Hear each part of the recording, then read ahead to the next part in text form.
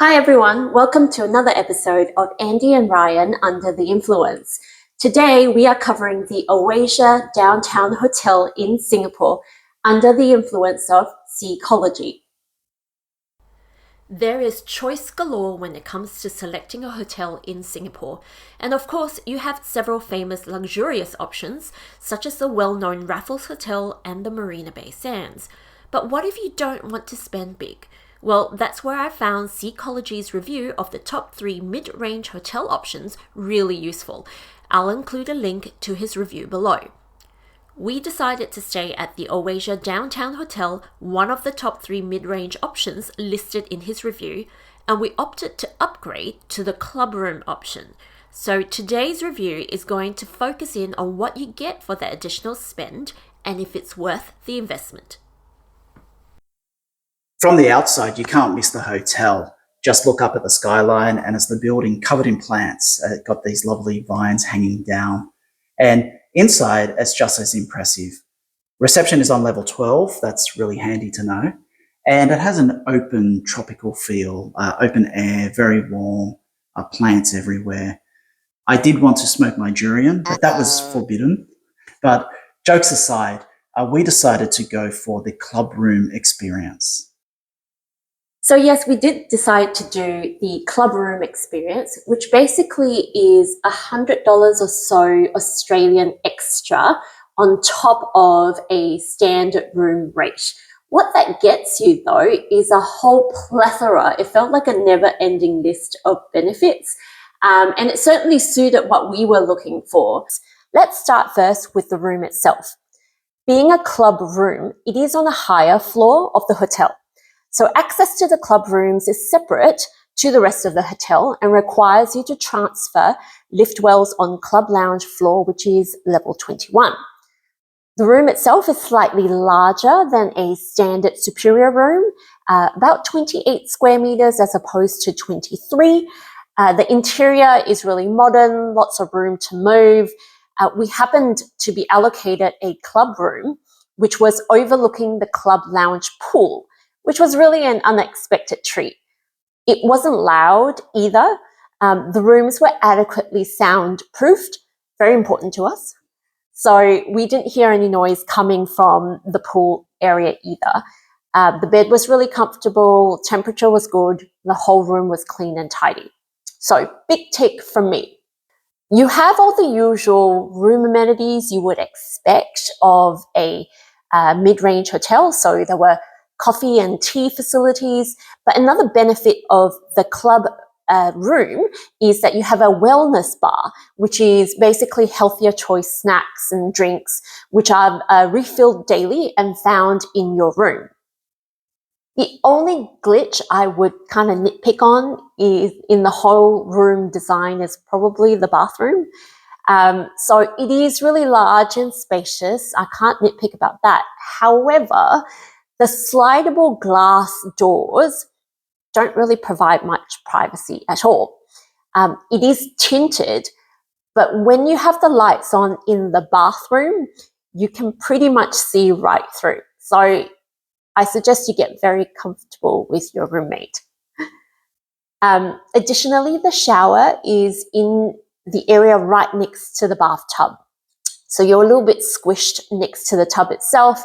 And as you're taking a shower, the water kind of goes all around the tub, which makes the floor area really slippery. And I felt like it was a little bit dangerous. There wasn't also very much adequate hanging space for wet towels, which would improve the experience if some of those could be added. Outside of the room, level 21 is the club level. The pool on level 21 is for exclusive use by club guests. It's nice and long, it's deep, you can do some decent laps. It's also quite warm, so you don't have to freeze when you hop in. There is another pool on level 27. That's open to all hotel guests, but we preferred the pool on level 21, not just because of the exclusivity of it, but it was nice and shaded as well, which was important for someone of my complexion. Food-wise, there's a breakfast buffet every morning on level 21 for club guests, complimentary cereals, fruits, the usual. You can get your eggs made the way you like it. Throughout the day, there's free snacks in the same parlour. And at night, there's cocktails, complimentary. Of course, they're not going to be your classics like martinis and Manhattans. They're the hotel's concoctions. But they were very nice, tropical, as you would imagine, very fruity. For club guests, there are other extras should you wish to take them up. Things like massages every evening for 10 minutes, wellness activities, and also what was really handy, dry cleaning. Every day you could get 2 pieces of clothing dry cleaned for free, which was really handy during the hot, sweaty days. Let's talk a bit about location. The hotel is located right in the middle of downtown Singapore. So really close to locations like Boat Quay, Clarke Quay, and Marina Bay, which are all just a short walk or train ride away. The train station itself, which is right next to the hotel, is the Tanjong Pagar MRT train station, which is actually a major train station. So it was really, really easy to get around and access everything. You aren't on Orchard Road. So just take note of that for those who are looking to actually stay on the shopping strip, which is Orchard Road. However, in the trade-off for that, you're actually getting a lot more bang for your buck. So you're not paying the premium prices of staying on Orchard Road. And getting to Orchard Road, it's just a matter of jumping on the train, and maybe it's about 5-10 minutes ride away, so not far at all. So for an additional $100 per room per night for the club room experience, I certainly felt like I got a lot of value from that investment. For me, it made it worthwhile because of the fact that we used that club lounge pool pretty much every day. The daily breakfast, the fact that you could have it on the club lounge floor or on level 1. And then on top of that, the cocktails. I think those 3 things itself would have just made it worth it for me.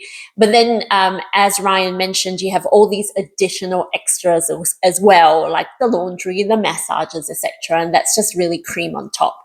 So if those are the types of things that you are looking for in a mid-range hotel stay, I certainly felt like it was worth shelling out that little bit extra. How about you? I agree. I also agree with CK. The hotel itself is a great mid-range hotel. You don't need all those bells and whistles. $100 could be a lot of money for some people, granted. But if you're looking for that little bit of luxe and you're going to take advantage of all the extras, then I say go for it. We hope you enjoyed the review. If you would like to see more of these, don't forget to subscribe and like.